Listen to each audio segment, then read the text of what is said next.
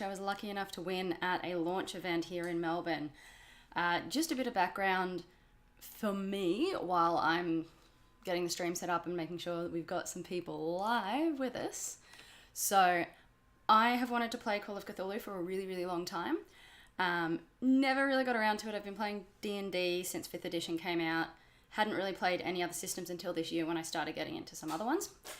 I was lucky enough to meet Mark Morrison from Campaign Coins, who's big in Call of Cthulhu at PAX. He let me know this starter set launch thing was happening, and I got to play in a game run by the guys from Type 40 who make heaps of amazing props for Call of Cthulhu. So the game that I got to play was just exceptional. It was completely addictive. So now I'm in love with Call of Cthulhu as well. Luckily at that launch event I also won, I'm just gonna put my keyboard away, I also won this happy little fellow. Yay, hello. We've got one person in chat. Thank you. I'm trying a new setup for my stream right now just because I've only got one main screen at home. I've got like a big TV screen and then I've got my laptop set up in front of that. Hello, yay, hi Dan. Cool, so I'm going to probably give it about 2 or 3 minutes before I actually start opening this bad boy up, but just looking at the outside, the interesting thing about what Call of Cthulhu seems to be doing right now is they're following that D&D model pretty closely, it seems, because they're starting to do a lot more events. They released a starter set, which Call of Cthulhu is on its 7th edition. It's been around for ages, and they've only just started doing this kind of thing. So I'm really excited to see what they're going to do in future. I'm excited to see more people playing it on Twitch because it is a very watchable game. So I don't know, I'm really keen to see where they're going with this and what the starting point of the starter kit really means for them. From having a look at this, they've been fairly consistent with their art style for years and years and years, and this is just gorgeous. Like, let's see if I can get that right up to the camera. Yeah, so the art on it is just stunning. It's a really kind of premium feel on it. It's pretty much exactly the same kind of look and feel as the D&D starter set. It's hefty, it's, premium cardboard, it's nice. Okay, I haven't actually opened this. I've taken the plastic off, but I haven't actually opened this up at all before, so this will be brand new to me. What's in it? Inside the box, Book 1 Introduction and Alone Against the Flames, a solo introductory adventure, teaching you the basics of Call of Cthulhu as you play through a mystery. Okay, so a solo adventure. That's a really cool idea. I'm really keen to read through that. So I'm guessing that's a DM list, just you versus the game, which is kind of a cool thing to include in a starter set because that's always one of the biggest barriers to getting into something like this. And the character sheet in Call of Cthulhu is massive. There's so much on it. It's actually quite intimidating. And I don't know if I would have ever gotten into it without having someone to guide me. So if you've got a solo adventure, that seems like something that would really break down that barrier to entry for people. So that's pretty cool. Book 2, Call of Cthulhu Starter Rules. The basic rules needed for starting out. That makes sense. Book 3, Adventures. 3 starter adventures for your players to explore. Oh, cool. Thought there was only 1. 3. Ready-made investigators. 5, ready-to-play game characters. Blank investigator sheets. Role-playing dice. And handout, a set of ready-to-use props. Now that's interesting because Call of Cthulhu has always been so much about the props, and if you look at some of the bigger adventures they've got like Masks and Orient Express, you can buy prop sets for them that are just massive. And a lot of them come from Type 40, who I will absolutely plug because they, along with Campaign Coins, are a couple of Melbourne companies, so I will absolutely give them a plug. Alrighty, so what are the adventures? Alone Against the Flames, Edge of Darkness, Paper Chase, and Dead Man Stomp. Alrighty, I'm gonna open her up. Okay, we've got dice. These guys are quite a bit plainer than what you normally see the Cthulhu dice, but that's probably for the best in a starter set because the first time you look at those die, it's like, I don't really know how to read these, especially if you're not used to playing tabletop games. So this is nice, plain, easy to read dice with your percentage dice, which are vital to the game. Alrighty. I've got, ooh, I can see some props in here. Let's start with the books. Book 1, Alone Against the Flames.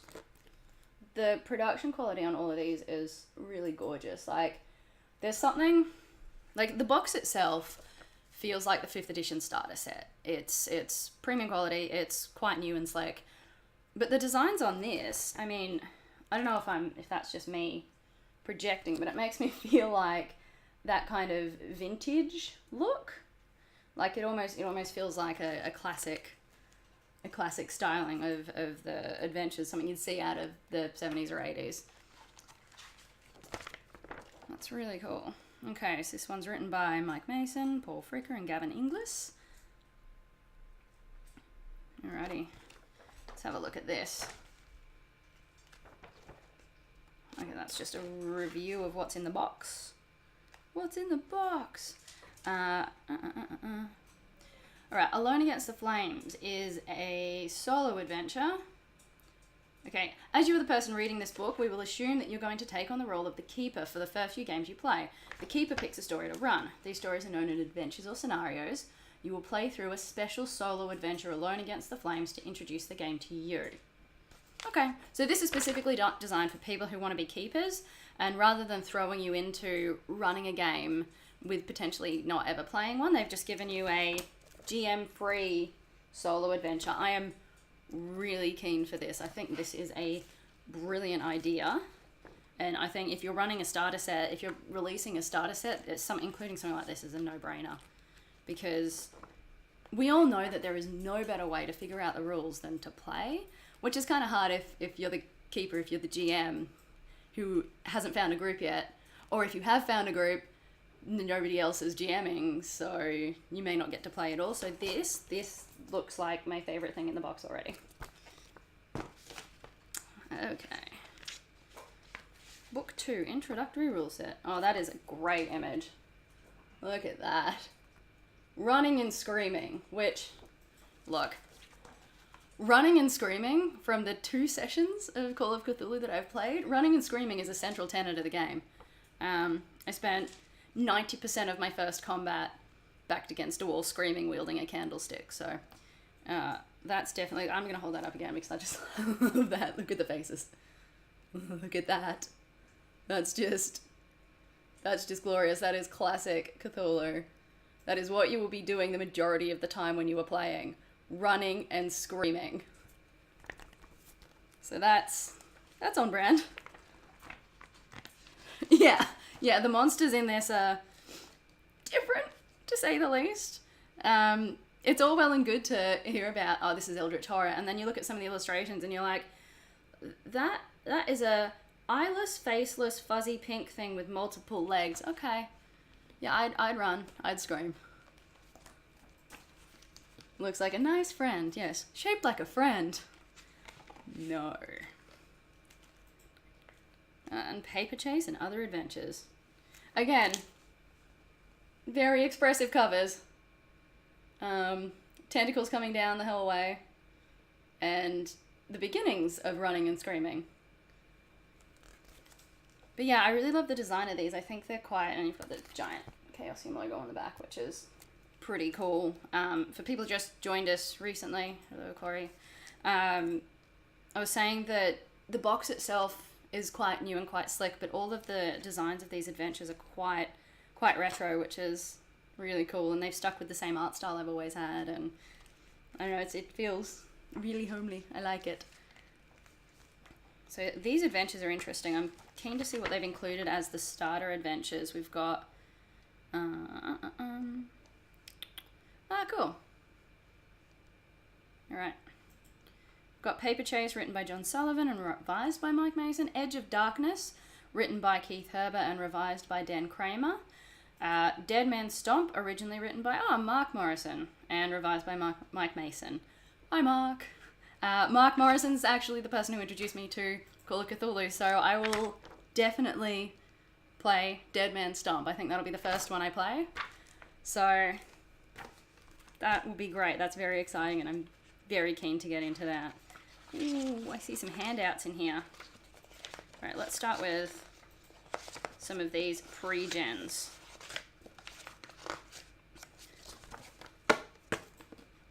So we've got blank character sheets. So I'll go through these first, because the character sheets in Call of Cthulhu, if you've never played them, like, looking at them initially is kind of like, that's so much stuff. There's so many numbers. Why are there 3 spaces against every single skill?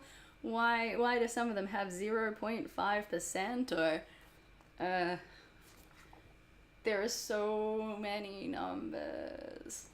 But that's Call of Cthulhu, and actually it does make a lot of sense once you get started in playing, and it's not as complicated as it looks, I promise.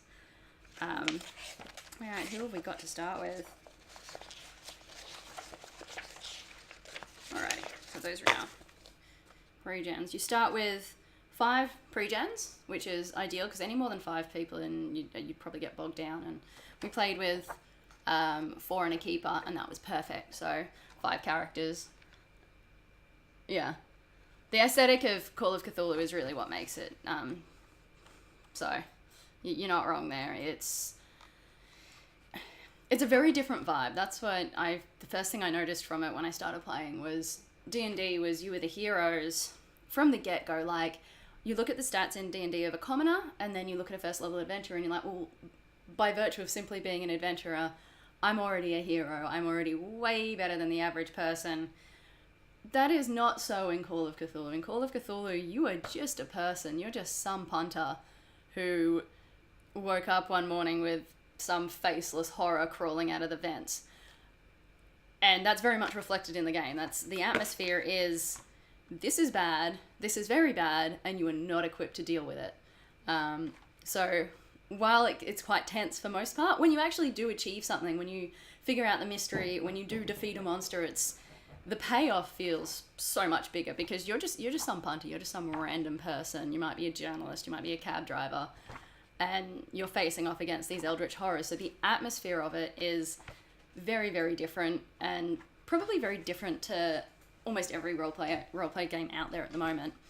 But it's fun. It's a different kind of fun. Damn, missed the start. Sorry. I'm recording this as well, so we can put this up on our YouTube channel for anybody who missed the beginning. All right. Let's have a look at our pre-gens. We have Jesse Williams, a 20-year-old history student who is quite stylish and has a lovely hat. Actually, this is probably a good point to go through the character sheet a little bit. Should have had something to like hang it up rather than hold it up. Yep. So you've kind of got a bunch of attributes along the top with the characteristics. So those characteristics are basically you, which is pretty similar to what you see in every other role-playing game. Strength, dex, con, aptitude, power, intelligence, size, and education. So there's a lot more to work with here. The reason you've got the 3 scores is, and this is one of my favorite parts of Call of Cthulhu, you get those 3 different scores because you can succeed. And to succeed, you roll your percentage dice, and you have to get lower than that big number. So for strength, a success is 50, 49, 48. Success. Then you can get a hard success, which is that next number down. So the 25, what's her strength? 70 and 35. So the 70 would be a success, 70 and lower is a success, 35 and lower is a hard success, and 14 and lower is an extreme success. And what that means for the keeper is when you've got somebody who gets a hard or an extreme success, they can succeed better. It might be the difference between you're looking for the car keys. Success is you find the car keys. A hard success might be you find the car keys and the registration papers, and an extreme success might be you don't find the car keys to that car, you find the car keys to the really nice limo that's hidden out the back, or the exact type of vehicle you're looking for. You might find like a Jeep or something if you're going off-road. It just makes it, you find something that you don't even know you're looking for. You succeed in a way you hadn't considered. And then there's a critical success, which is when you roll a 1%, which has a 1% chance of happening, 1 in 100. And when you roll a couple of those, the game gets really interesting. So these varying levels of success are one of my favorite parts about the game. You don't just succeed or fail. And I know that when in D&D, when you have a critical success, the DM can give you something cool, but in this it's actually written into the rules, which I really love. What are you guys doing? I looked away for 1 second and the chat explodes. They're in a monster. Yes. Yeah, the odds are really clear and obvious. It's very easy to see at a glance on your character sheet whether this is something you should even be attempting. Because for Jessie Williams here, let's see, she is a very good at history. Well, she's a history student, so she has heaps of history knowledge.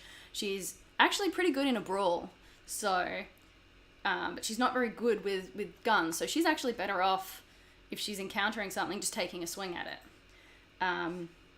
What's something she's really bad at? She's a real crap locksmith.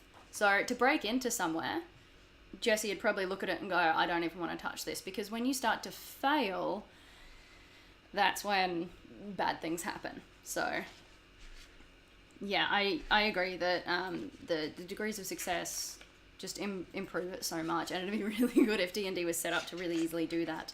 But it's not, but Call of Cthulhu is, so play Call of Cthulhu. So that's Jessie. We also have Keiko Kane, who is a science student, so we've got a couple of students in this one, which is actually, these are all students. Okay. Oh no, we've got the professor. I see where this is going. Okay, so we've got 3 students and 2 professors in here. So that's a pretty, I can see what they're trying to do with the group here. Having a bunch of students as the starting characters is pretty smart though, because, I mean, what's your target demographic? Are they going to be uni students? Probably. Yeah, there's 2 teachers. Yeah, there's our history student. We've got Keiko Kane, who is our 21-year-old science student. And then we've got Lois Russo, who is our 19-year-old engineering student. And then we've got, no, you know what, I'm going to leave him till the end because that's hilarious. We've got Wentworth Avebury, who is the 58-year-old language professor. So he looks like a blast. Yes, yeah, it's Miskatonic. They're not all from Arkham. They all live in Arkham, so they're all from Miskatonic University. Yeah. And there are 2 teachers, so there's our language teacher, and this is our 35-year-old archaeology professor, Nevada Jones. So, that one's pretty obvious. So anyway, I think if they would like you to play Indiana Jones, which is pretty good. Yeah, Nevada Jones. Yeah, yep. They're not hiding that one anywhere. But I've kind of gone over the front of the character sheet, but the back of the character sheet is fairly standard. It's got your personal description, ideology, beliefs, significant people, meaningful locations, treasured possessions, traits, injuries and scars, phobias and manias, because you have the insanity mechanic in this, so you can develop a phobia or a mania pretty easily. Arcane tome, spells and artifacts, encounters with strange entities, possessions, assets, quick reference rules, which is nice, and relationships with your fellow investigators. So it's kind of all there. They're not small character sheets. They're pretty beefy. But what it just means is you've got more to work with, and the rules are straightforward enough that that's not a bad thing. It's definitely not as plug and play as some systems, but it's easy enough to get your head around. Yeah, there were 3 women.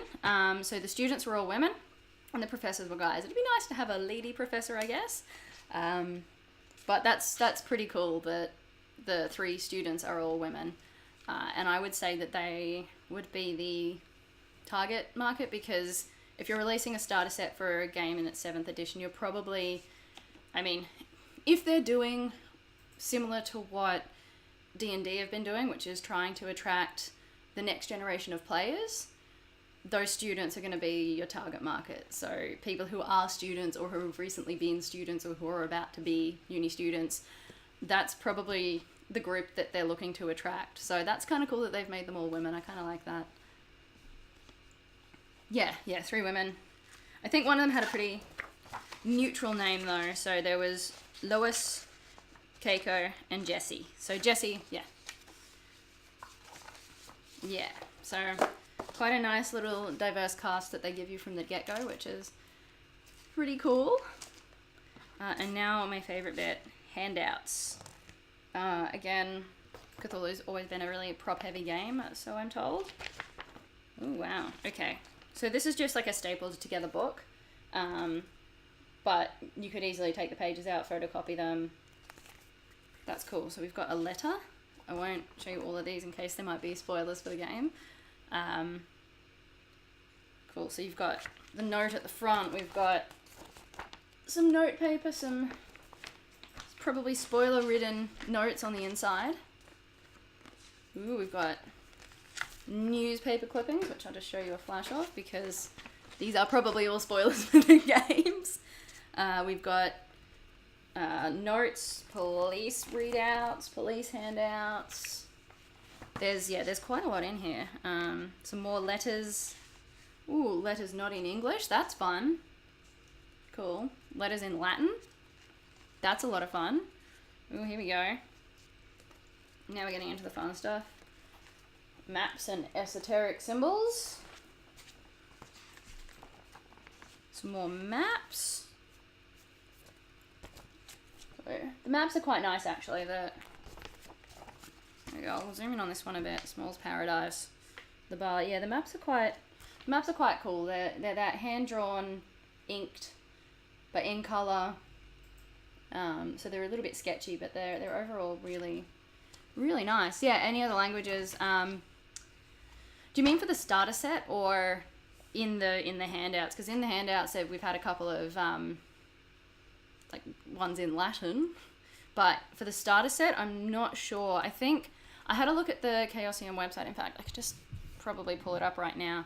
Yeah. English and Latin are the languages on the handouts. So I think that's just yeah. There's a couple of other languages on the handouts. It's just English and Latin from what I've seen, and I think that's just because the starter set itself, as far as I'm aware, hasn't been released internationally with other languages. I can just check that actually, because I'm pretty sure the distribution centers were like Australia, the US, and the UK. So I think I think the starter set itself is just in English for now. But the handouts, they've got a couple that are in Latin, so I'm sure there's translations here somewhere, but otherwise, yeah, you've just got to figure that out. Cool. Oh, okay, and there must be one of them that's set in Harlem, because we have a map of Harlem, which is pretty cool. Yeah. And that is what's in the box. So that was a fairly quick run through. I do want to circle back to a couple of things. Is there anything else you guys want a closer look at? Yeah, a nod to Harlem Unbound, almost certainly. I think my impression of all of this is that they're doing it all quite strategically. Yeah. And I think they're trying to push it to be something that they're playing with Call of Cthulhu. So they seem to be doing everything quite strategically with borrowing elements from what's worked for other systems and making sure that they include that. So things like having the starter set is something they haven't done before. That nod to Harlem Unbound, which can be played in another system. All of that sort of stuff are things that relate it back into the tabletop community as a whole, which I don't think would be an accident. I think that's all fairly strategic. Appendices? Not really. I think they've tried to keep it real simple. I think if you're after appendices, you'd want to be looking at the actual books, like the slipcase set or something. I'm not too sure how these are laid out. That's interesting. Oh, okay. This is cool. So you're... Yeah, no, I didn't find any appendices in it because it's mostly just, here are the basic rules, here's the basic adventure. What is cool, though, is I've just opened up the... Let me see if I can find a good page, but I've just opened up the Alone Against the Flames adventure. And this thing is laid out like one of those old school choose your own adventure books. I don't know if you can see that. Yeah. So this thing's laid out like one of those cool choose your own adventure books, which is great. Because those old Goosebumps ones were like my favorite thing ever. So that is really cool. Oh, that's a monster. Let's see if I can find a page with a good picture. Yeah, so these are all laid out like the choose your own adventures. Go to X point. Oh, that's really cool. I'm probably gonna play this afternoon now because that's my favorite thing in the universe. Yeah. A lot like how some of the legacy games, yeah, do that for story stuff. It's really cool, and I can see how that would work really easily. And it's like, go back to this point, go forward to this point. Here is a handout. Read this handout at the back of the book, and ooh, cool. So there's like maps through here, and this is a lot of fun. This is quite cool. So, I'm actually, this Alone Against the Flames thing is probably the MVP out of this entire box, because you'll get to know the rules, you get to know how the game's played. It's GM-less, so you don't need to worry about scheduling or finding a group to do it. And it's laid out like an old school Goosebumps book, which, I mean, I'm sold. So this is quite cool. And I reckon, like, everything in this box is cool, but this is something you're not going to get anywhere else. And I really think if you're looking to start Call of Cthulhu and you're not quite sure where to start, or you don't have a group yet and you're not sure who you'd want to play with, getting your hands on the solo adventure is probably the best spot to start. So that's really wonderful that they've included that, and the art in this is gorgeous. Yeah, so that's just, like, it's just, the atmosphere is amazing, the art is stunning. They've clearly put a lot of love into this. That wolf thing is actually what we fought in our game, or didn't fight and stood screaming at. Yeah, so that's pretty much it. Is there anything else that you guys wanted a closer look at? Ooh. Ah, cool. Yeah. Oh, the art is stunning.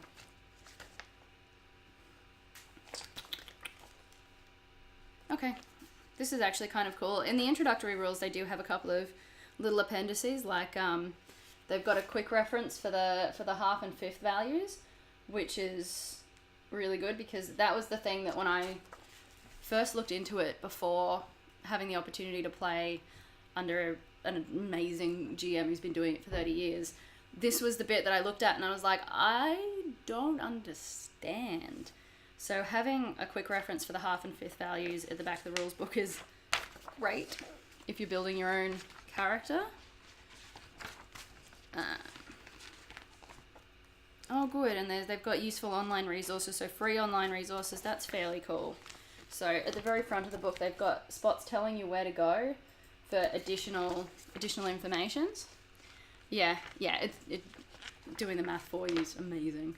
But yeah, so they've got some free online resources from people in the community, which that's really cool. I really like the way it seems like they're trying to make sure they're a part of the community as much as possible. So that this is all very promising, not just because it's a cool thing to have, but the way they've laid it out and the way they've released it and the way they've been kind of disseminating it into the community, and even the way they've written it, makes me think there is a big push in the future for Call of Cthulhu to be part of the tabletop community in a big way, which I would love to see. So I think they're doing this all very strategically, and they've made a lot of really smart choices in here.